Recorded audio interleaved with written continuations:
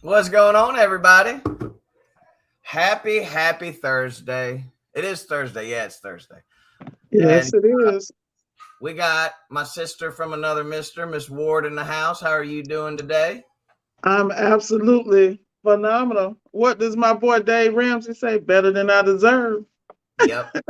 That's true, man. We're always doing better than we deserve. We're, if you wake up every day with just a grateful heart and count your blessings, I feel like it's gonna at least help you a little bit on your day. Take that time in the morning to get your mind right and go into your day with gratitude because we're all more blessed than we deserve. That's for sure. I know I am. Good morning, Adam. Good to see you, sir. Well, we're gonna get right into it today because we actually got a really good topic, I think, and some really good speaking points. I'm really interested to hear Miss Ward's feedback on some of this because I always, really value what she has to say. She's one of those people when she talks, I listen. And I'm curious to hear what you guys have to say about this. What kind of planning are you doing for this upcoming busy season? What kind of stuff are you putting into place? What kind of planning are you doing? What kind of maintenance are you doing? What kind of procedures are you starting to use to do better than you did last year? So if you have any comments or tips or advice, drop them in the comments for sure. Because one thing's for sure, we can all learn from each other and do better. So um, if you don't mind praying us up, Miss Ward, we'll get this thing popping. My pleasure. Lord, thank you for allowing us to rise this morning and to breathe again. We're very clear that everybody didn't have this opportunity, and we are humbled to walk out into the world and represent you to the fullest. Thank you for covering our minds, our spirits, our souls, our businesses, our families, our wives, our husbands, our children, and our employees. Lord, please give us clear vision to step forward into this season that we welcome with production, profit, and possibility. Amen. Amen. Thank you so much. Thank you. All right. Well, let's pop over here and get our. Sorry, I'm not usually the banner guy. That's usually let's pop our banner up here. We're gonna be reading from the surprise. We're reading from Proverbs, guys. I'm gonna make a test for me. I'm gonna try to not read from Proverbs the next week of the grind. I actually have been reading through James again recently, and I love the book of James too. It's probably my second favorite. It's a toss up between James and the Gospel of John. I really love the Gospel of John because I just feel like it encompasses Christ and what he did for us. But Proverbs chapter 6. I'm going to read the New Living Translation, and then I'm going to read the King James Version. Proverbs chapter 6, verse 6 says, "Take a lesson from the ants, you lazy bones. Learn from their ways and become wise. Though they have no prince or governor or ruler to make them work, they labor hard all summer, gathering food for the winter. But you lazy bones, how long will you sleep? When will you wake up? A little extra sleep, a little more slumber, a little folding of the hands to rest. Then poverty will pounce on you like a bandit. Scarcity will attack you like an armed robber." Um, I love the New Living Translation because it calls the lazy people lazy bones. And if you had like an old grandma or like an old aunt or grandpa or something that was a Bible reader, you might have heard them use the phrase lazy bones. Get your lazy bones out that bed or whatever. Or maybe that's just me. But the King James Version says, "Go to the ant, thou sluggard, consider her ways and be wise, which having no guide, overseer, or ruler, provideth her meat in the summer and gathereth her food in the harvest. How long wilt thou sleep, O sluggard? When wilt thou rise out of thy sleep?" Um, when I first got into reading the Bible, and I've shared this story before, I believe. When I first got into reading the Bible when I was about 23 or 24 years old, um, I took everything literally, every single thing I read. And when I read this verse, I literally did what it said. I went out and I checked out some ants, and I sat there and I watched them for a little bit. And the more I watched them, the more things I noticed about them. One thing that I noticed about the ants, first and foremost, was that they worked together as a team. They all had a common goal, whatever their goal was, whether it was building up the ant colony, whether it was getting food and bringing it back to the ant hill, whatever. They all had a common goal and they worked together. Second thing that I noticed about them was that they were really, really hard workers. An interesting fact about an ant most people know is that ants are considering their size, are one of the most strongest creatures on the planet. They can lift like 50 times their weight and carry it for a considerable length. Now in the scripture, it says that they don't have any guide, overseer, or ruler telling them what to do.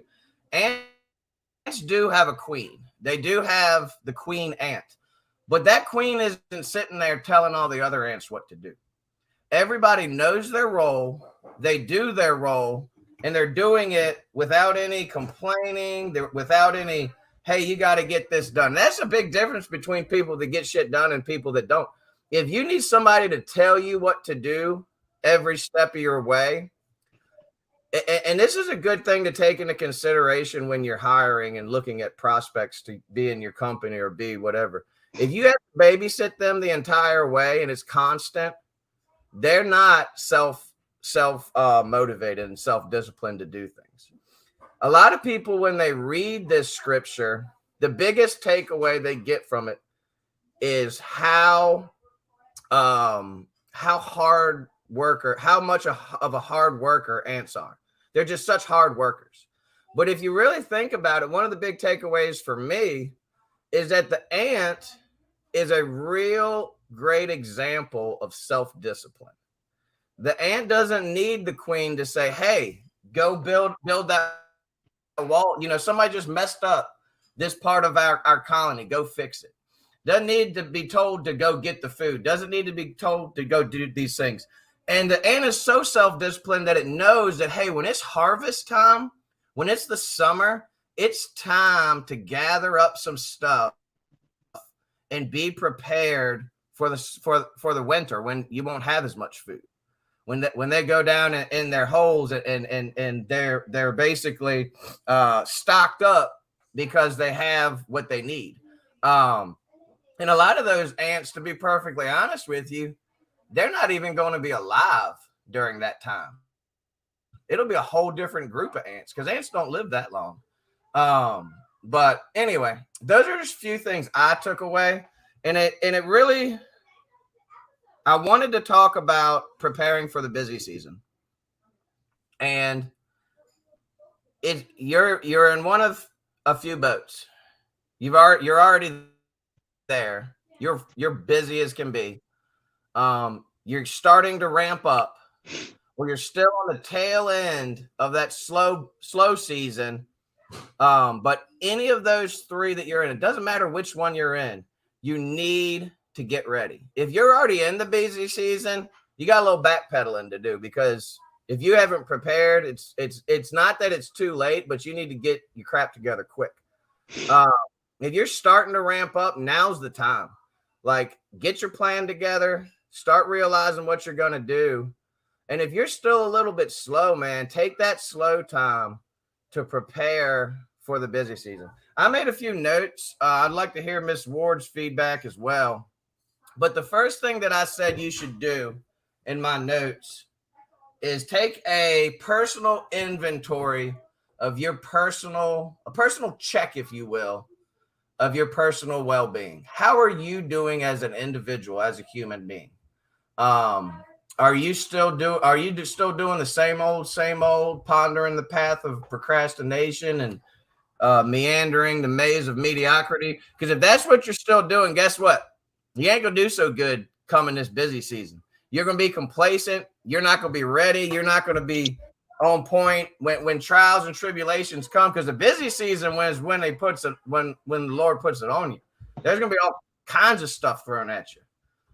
So if you're not looking at your personal well-being, your physical well-being, your spiritual well-being, your mental well-being, are you still laying in the bed for an extra hour every morning and just tossing and turning? Remember what the Proverbs said at the end of that verse: a little sleep, a little slumber, a little folding of the hands to rest. So take a check of your spiritual, mental, and physical well-being. Because if you aren't in your top performing condition for this busy season, then your team's not going to be, your business isn't going to be, your family isn't going to be. It's going to affect everything in your life. So number one, first and foremost, is your personal well-being. I know just from my own personal life that when I am not on my personal game and I don't have my stuff together personally, everything else falls apart. My second one is truck and shop inventory. Truck and shop inventory. You need to be getting your inventory straight. Your inventory should be straight year round. But going into this busy season, you need to realize that you might need 3 of those flat bar igniters on your van. You might need, 3 of those start device kits on your van. Because God forbid you go out there and you hopefully are pre-trip diagnosing your calls. You see you got 2 gas ranges, not oven not lighting. You should have 3 glow bar igniters on your van, because you should be ready. You should have extra lid switches on your van. Whatever those fast moving objects is. I'm the type of person, I imagine Miss Ward's the same way. I don't like to get ready. I like to be ready. If it's that fast moving item, I'm not stocking it up before the busy season. It's already stocked up. But I know a lot of you are still new to this. So work on this time right now to build that inventory up. And there's different people out there that do things differently. Some of you keep all your inventory at the shop and you pull parts to go out. If that's the way you do it, that's perfectly fine. It's not the way I do it. I keep anywhere from $5,000 to $10,000 worth of inventory on every single one of my vans, because I love first call completes. And at the end of the day, you can pre-trip diagnose all you want to, but when you're there for that fridge and that customer asks you, "Oh, while you're here," it's that while you're here that bites you in your ass, because you weren't planning for that. And you don't have that 341, 241 for that easy first call complete. So truck and van inventory. I'll stop right there, Ms. Ward, because I'm talking a lot. You got anything to throw in there? Yeah, well, I think that first thing that we have to look at is don't be paralyzed by your past failures. Take the issues, chest out, chin up, and move forward. I think a lot of times people they want the success, but they fear the onslaught of the success, everything that comes with it, because they are not confident. And they're not confident because really they haven't had their chest kicked in enough. You know what I'm saying? I mean, that's what business is about. And I think we have to give ourselves grace. The other things that I think about is, what systems can I put in place that are simple and I can constantly and consistently fold into my daily routine. Um, and that's important, because we were discussing earlier how whenever I do jobs or the team does jobs and they come back and some of the parts are reusable or something like that, how I post them on eBay daily. And people are like, how do you find time to do it? Well, the key is I have keep it simple. Like, it's just like I take a drink of water with my lemonade or whatever. I just fold it in because I have a system set up so my posting is quick. This is quick. That's quick. And I know that 5 minute, when I look at the return, as far as I purchased the part, I use the part, this part is going to be useful to someone else. My money is working. My money should always be working harder than me. And the key is if a part is sitting on the shelf, how many times y'all took something off and said, oh, I could use that. And it's been riding around with you for a year and you still haven't used it. Like it's just not good business. So you should constantly be moving. The other thing is I think about with volume, like I personally never have a slow season. Like I personally don't. And the only reason I don't is because I have multiple streams I deal with.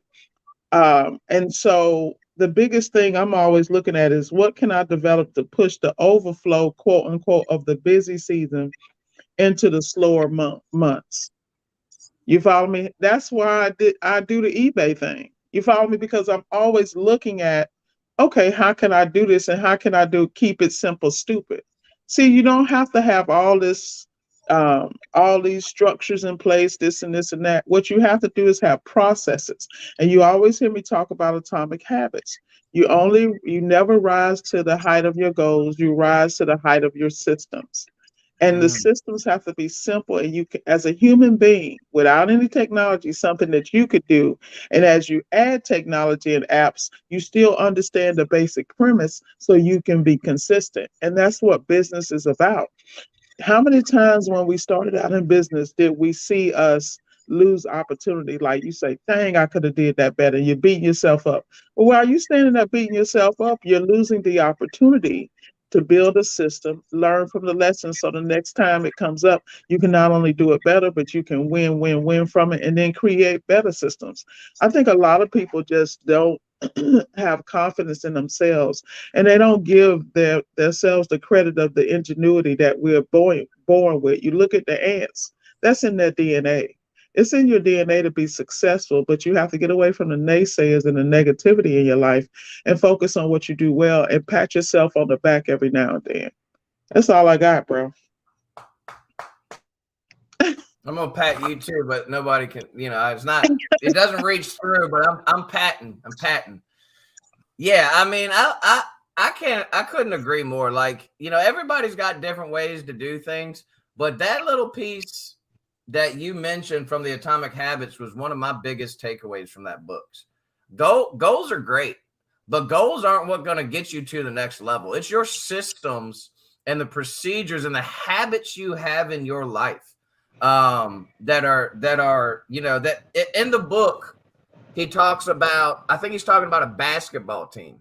He's like, every basketball team in the NBA's goal is to win the championship. Every single one. None of the people in the NBA go into the season and say, man, I hope we don't win the championship this year.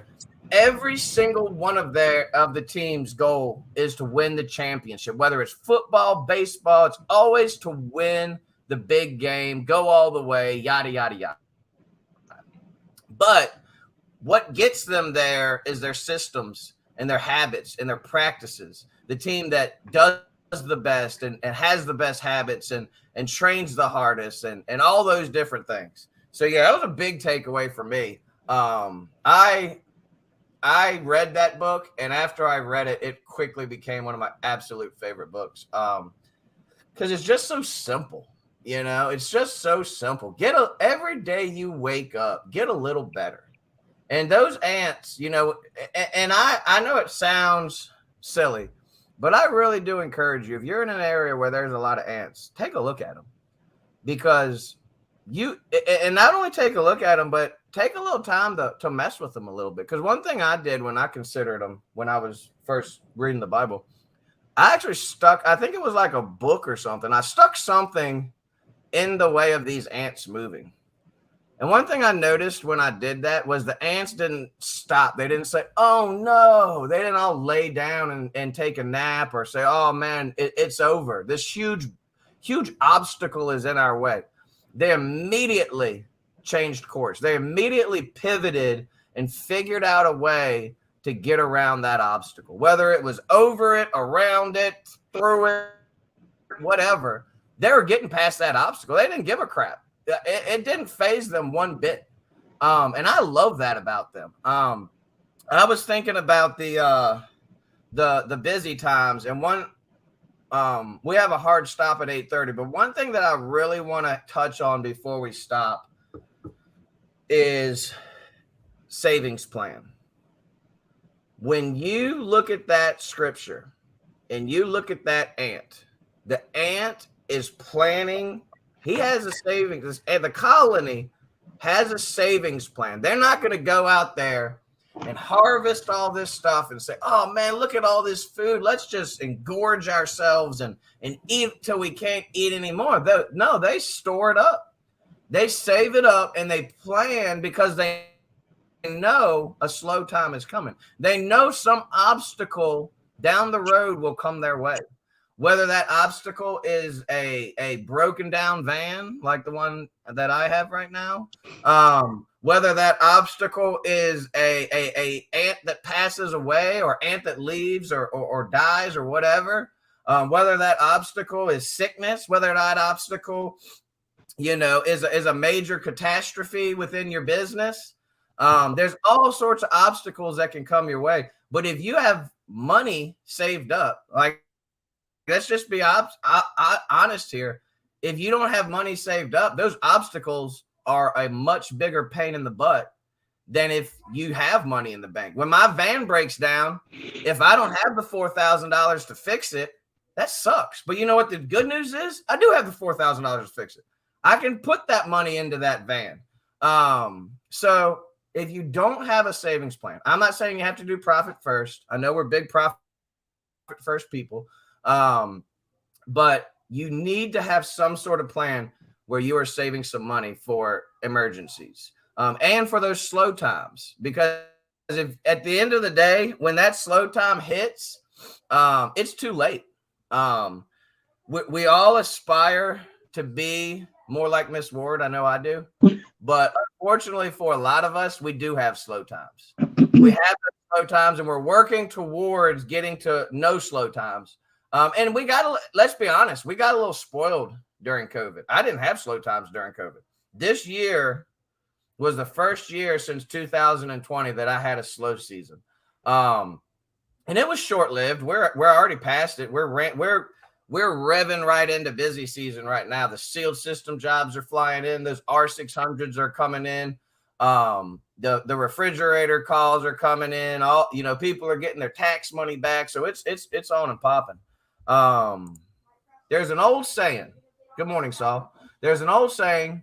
It's nobody's business to teach you business. You better go and learn your industry. I've actually never heard that saying, but it's a good one. Yeah. And if you don't take anything else away from this, get some self-discipline in your life. It's not only going to help you during the busy season, it's going to help you in every single aspect of your life. Not just your business. It's going to help you in your marriage. It's going to help you with your family. It's going to help you with your relationships with your friends. And you can tell, you don't have to hang out with a person very long before you realize if they have any self-discipline in their life. And I am in no way, shape, or form saying that I'm the most self-disciplined person. But if you look at the TK of today and you look at the TK of 15, even 10 years ago, there's really no comparison. So yeah, you got any closing thoughts there, Miss Ward? Any little nuggets? Well, I really wanted you to go over the tool maintenance and the growth. If you could cover that real quick, I think that's really important. Absolutely. Tool maintenance. The tools that you have, I'm a big proponent of stewardship. If you have something, you need to be a good steward of it. You need to take good care of it. Whether it's your tools, your vehicles, your shop, your inventory, whatever. Everything you have, you should be a good steward of it. And the last thing you need is your tools or your equipment or your vehicle breaking down in the height of the busy season. So right now, if you haven't ramped up yet, go ahead and get those oil change done. Go ahead and get those tune-ups done. Go ahead and get your vehicles in the shop real quick and have the mechanic go over, check all the tires. Another little tip, and my partner taught me this one, is plan your inspections for your vehicles in January. First of the year, January. Because you know why? You know what sucks? Is mid-July and the height of your busy season having to take 3 or 4 vans to get inspected and slow down your day. Unless you're one of those guys that just has old boy down the street slap a sticker on it. I know there's a couple of you out there. But maintenance, get your sealed system equipment. There is maintenance to your sealed system equipment. The last thing you want to do is go out on that sealed system jobs and something start leaking or something start operating. My personal thing with sealed system and tools that are super important, always have a backup.